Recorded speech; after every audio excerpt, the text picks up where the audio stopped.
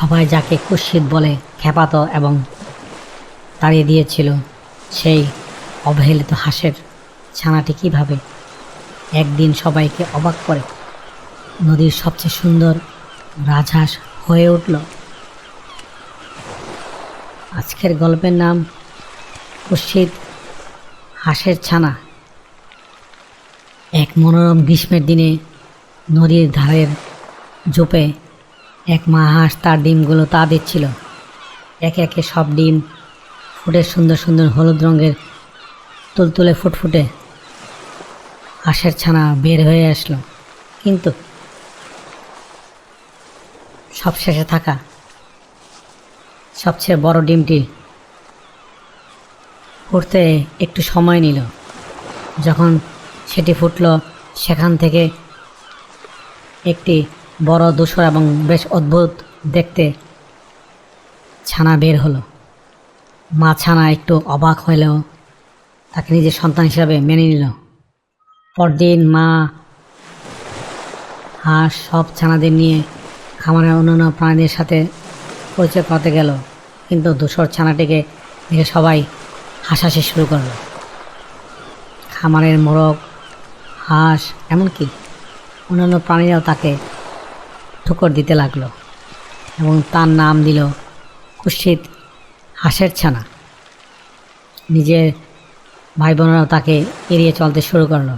প্রতিদিনের এই অপমান ও অবহেলা সহ্য করতে না পেরে এক রাতে ছানাটি একা একাই খামার ছেড়ে পালিয়ে গেল।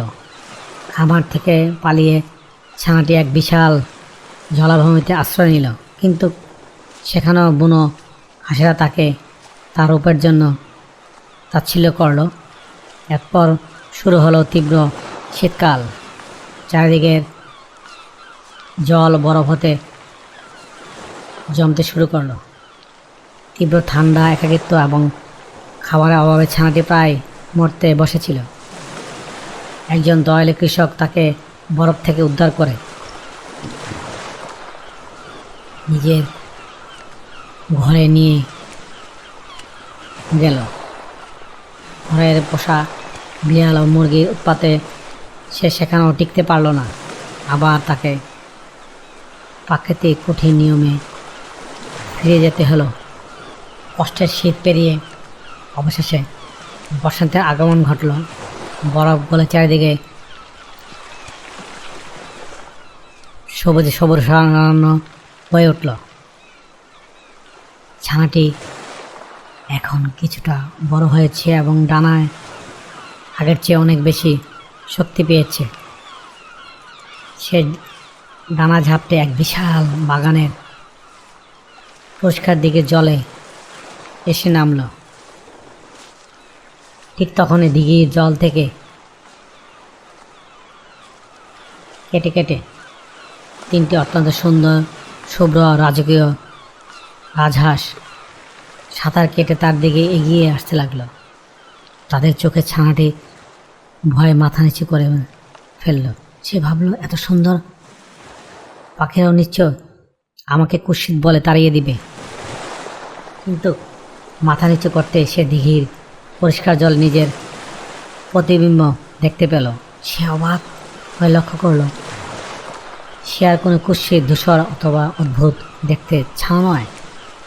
সে নিজেই এখন এক চমৎকার, সুন্দর, ধবধবে সাদা রাজহাঁস। অন্য রাজহাঁসেরা তাকে নিয়ে নিজেদের দলে স্বাগত জানালো এবং আদর করে তার ডানা এবং গলা ঘষে দিল।